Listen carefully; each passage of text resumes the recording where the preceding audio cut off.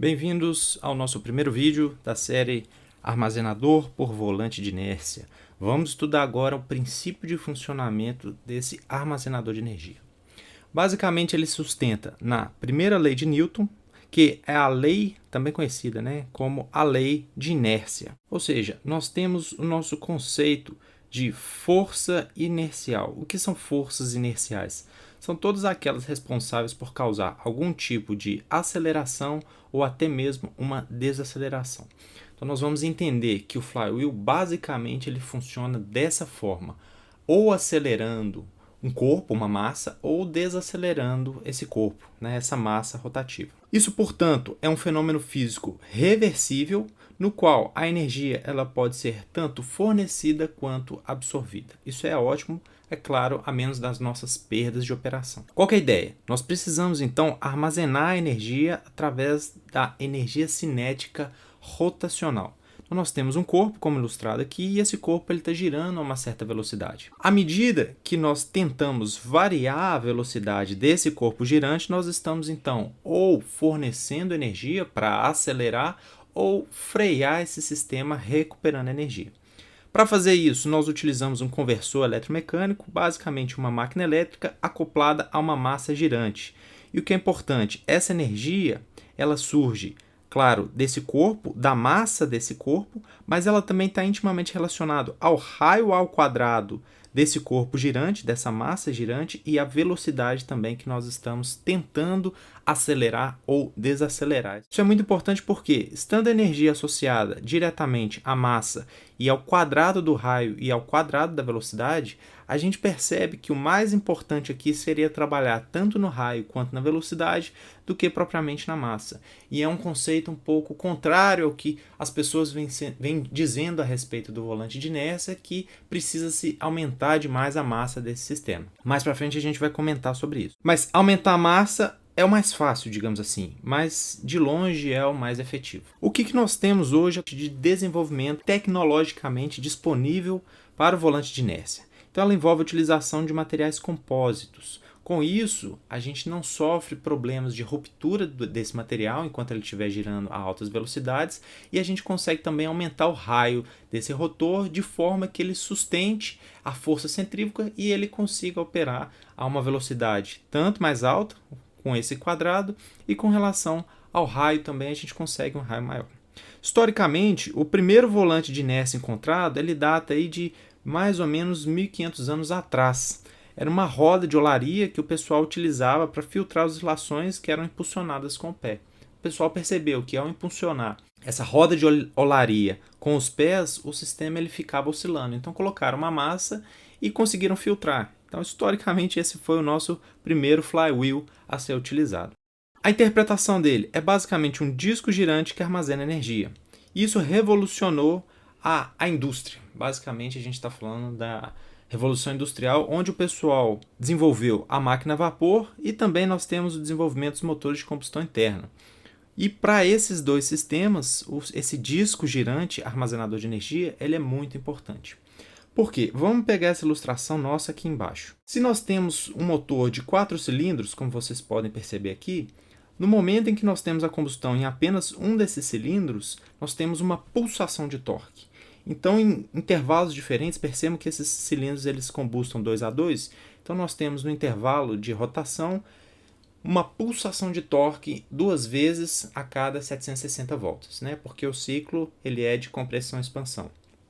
Por isso que a gente fala 720 graus. De qualquer forma, nós precisamos de algum sistema que seja capaz de filtrar essa pulsação de torque. Para isso, então, a gente põe esse carinha que está aqui, que vocês veem na imagem. Esse é o volante de inércia e ele é quase que mandatório para as máquinas, tanto para as máquinas a vapor quanto para os motores de combustão interna. Aqui do lado externo, eu só ilustro para vocês o que seria o sinal de uma roda fônica. A roda fônica é um instrumento que a gente coloca aqui no eixo também e a gente mede a posição para saber exatamente quando injetar a quantidade de combustível. Isso está relacionado ao controle no veículo. E basicamente a gente percebe uma modulação tanto em frequência quanto em amplitude do sinal dessa roda fônica, já que ela é mensurada através de um sensor indutivo.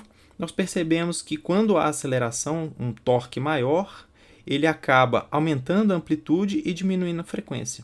Se a gente não tivesse o volante de inércia, provavelmente nós teríamos um pico bem maior aqui e o nosso veículo ia acabar pulando, né? Apesar de estando solidamente acoplado ao asfalto, isso por si só, né, a massa do veículo já é um grande volante de inércia. Mas vamos pensar aqui numa operação só do motor operando a vazio, e isso por si só já seria um problema. Então nós temos aqui um exemplo clássico da necessidade de um filtro mecânico para operar uma máquina térmica. Então o volante de inércia sempre foi utilizado, sempre é utilizado. Então nosso carro, a gente pode falar, além da bateria como armazenador de energia, nós temos o volante de inércia. O volante de inércia propriamente conectado ao nosso motor a combustão e até o nosso carro mesmo, quando a gente está com a marcha engatada, ele funciona também como um armazenador de energia. Nós temos aplicações em automóveis, tratores, locomotivas a diesel. Exemplos industriais, por exemplo, nós temos prensas de corte e impulsão. São máquinas que demandam picos de torque em intervalos de tempo muito curto. Então como é que a gente resolve esse problema? Nós podemos utilizar, por exemplo, uma máquina elétrica menor e utilizamos um volante de inércia para recuperar essa energia e descarregar no momento em que essa pulsão ou esse corte ele é efetivamente necessário. Então isso é muito interessante. É um sistema armazenador de energia onde a gente consegue economizar na máquina elétrica e ao mesmo tempo uma solução simples, né? Um filtro mecânico utilizando um volante de inércia. Para aplicações em Energy Storage System, os sistemas que a gente tem referido até então conectados à rede, é possível sim por períodos prolongados, mas nós temos alguns detalhes que são diferentes, por exemplo, desses volantes de inércia simples que eu apresentei para vocês aqui do motor a combustão. Isso só é possível, ou seja, a gente aumentar a energia desse armazenador do flywheel graças ao desenvolvimento de materiais e de mancais. Hoje em dia, o pessoal tem utilizado, por exemplo, fibras de carbono, fibras de vidro, no material do rotor cilíndrico, para que ele possa ter um raio maior e que ele possa suportar também as velocidades centrífugas e com isso armazenar uma quantidade consideravelmente maior de energia, o que torna esse sistema realmente competitivo frente às baterias, por exemplo. Em sistemas de energia, ele é utilizado para eventos rápidos, ou seja, a resposta do flywheel ela é quase que imediata, então a gente consegue operar o flywheel inclusive para regular problemas de qualidade de energia. A descarga é em milissegundos e a gente pode ter também carregamentos lentos. Nós não precisamos impor uma condição de carregamento para que ele funcione, como é, por exemplo, o caso das usinas reversíveis. É difícil você regular uma quantidade menor de injeção ou de absorção de energia. Esse sistema já é muito utilizado na marinha e na aeroespacial já tem algum tempo. Agora que tem aumentada a discussão a respeito da inserção no sistema elétrico. Temos também algumas aplicações em transporte, tem alguns relatos sobre alguns ônibus que o pessoal tentou utilizar o volante de inércia, não foi para frente o trabalho, mas foi em nível laboratorial apenas. E eu apresento para vocês aqui uma evolução temporal do que eu considero, dentro das referências que eu consultei, do desenvolvimento do volante de inércia. Então, originalmente, nós temos sistemas com descarregamento rápido, que é esse sistema simples baseado em apenas uma massa girante. Então, nós temos um rotor de aço girando a 3.600 RPM, a 1.800 RPM, velocidades mais baixas, e rapidamente ele para de girar por atrito ou problemas de perdas, quaisquer que sejam. Depois nós temos descarregamento mais lento, onde a gente começa a evoluir a tecnologia dos mancais, a gente começa a reduzir as perdas de rotação, consegue agregar mais valor e até chegar no desenvolvimento dos materiais e dos mancais. Então nós estamos falando agora de mancais magnéticos sem contato. É claro que nós temos ainda algumas perdas por esterese magnética no material, nós temos algumas perdas por corrente parasita também no material, mas muito menores do que as perdas por atrito. Então, com isso, nós conseguimos chegar a descarregamentos de 3,6 vezes 10 a 9 joules. E esse sistema, o grande diferencial dele, eu posso dizer que é a segurança e a confiabilidade. Esse sistema não pega fogo, como que acontece com as baterias de lítio. E ele pode se descarregar e recarregar durante vários ciclos. Mesmo assim, vou ter uma massa girando com uma energia dessa. Como é que eu vou proteger? O que o pessoal faz? Simplesmente enterra. Então, se qualquer falha acontecer, ele está abaixo da terra e ali vai ficar. Nós não temos grandes preocupações com relação a isso. Se nós então diluirmos o custo de um volante de inércia ao longo dos anos de operação, ou seja, um volante de inércia hoje ele é mais caro que um container cheio de bateria.